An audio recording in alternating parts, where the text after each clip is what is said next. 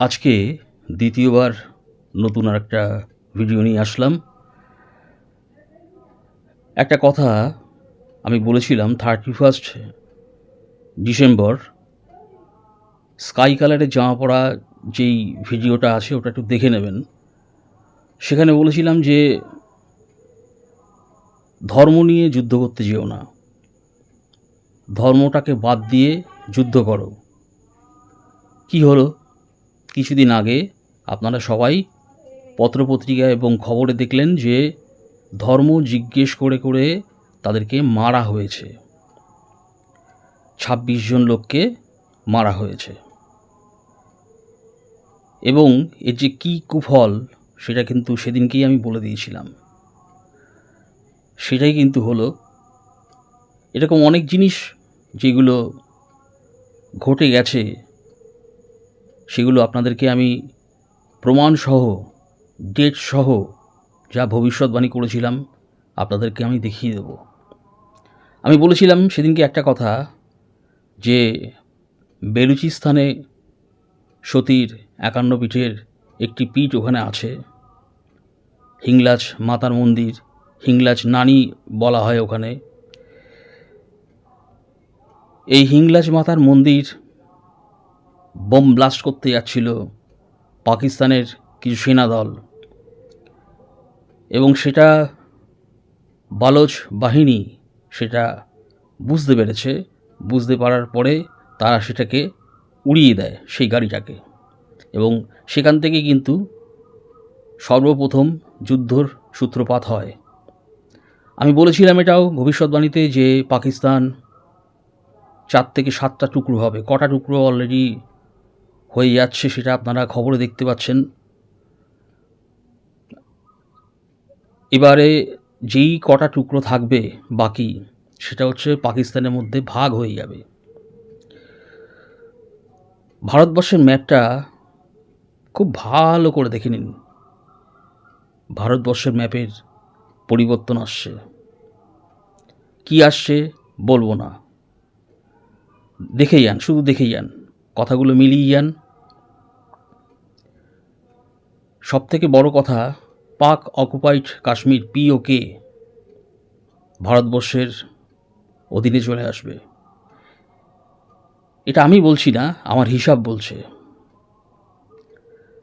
আর পাকিস্তান, আগামী দিনে পাকিস্তানে কোনো গাছপালা হবে কি না সন্দেহ আছে।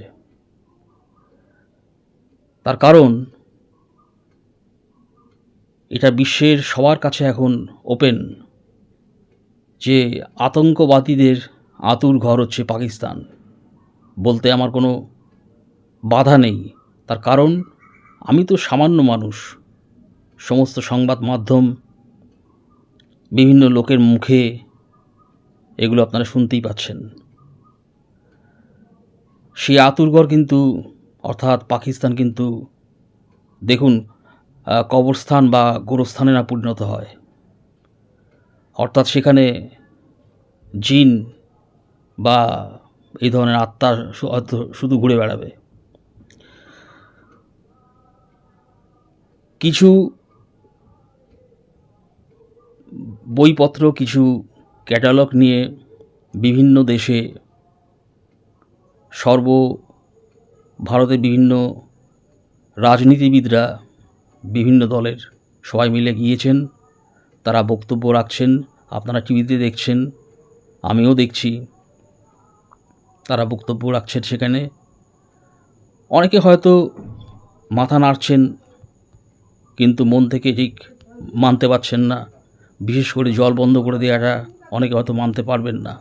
যাই হোক, যেটা করা হয়েছে খুব ভালো কাজই করা হয়েছে। আমি এটাকে সমর্থন করি এবং সারা ভারতবর্ষের লোক এটাকে সমর্থন করবে। তার কারণ একটাই, সেটা হচ্ছে উপযুক্ত জবাব যাকে বলা হয় সেটা কিন্তু দেয়া হয়েছে।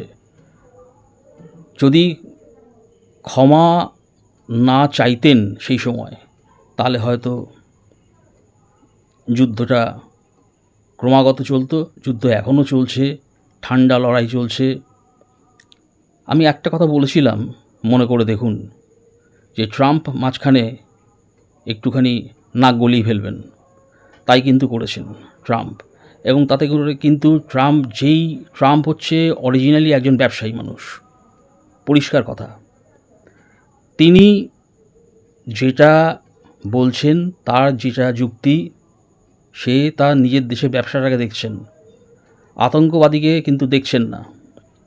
এতে করে কিন্তু ট্রাম্প কিন্তু একসময় প্রচণ্ড বিপদে পড়ে যাবেন। আর পাকিস্তানের কী হাল হবে সেটা তো আপনারা দেখতেই পাচ্ছেন, যে কটা দেশ আলাদা হয়ে যাচ্ছে। ভবিষ্যৎবাণীর সঙ্গে এটা মিলিয়ে নেবেন। 31শে ডিসেম্বর এই ভবিষ্যৎবাণীটা আমি দিয়েছিলাম।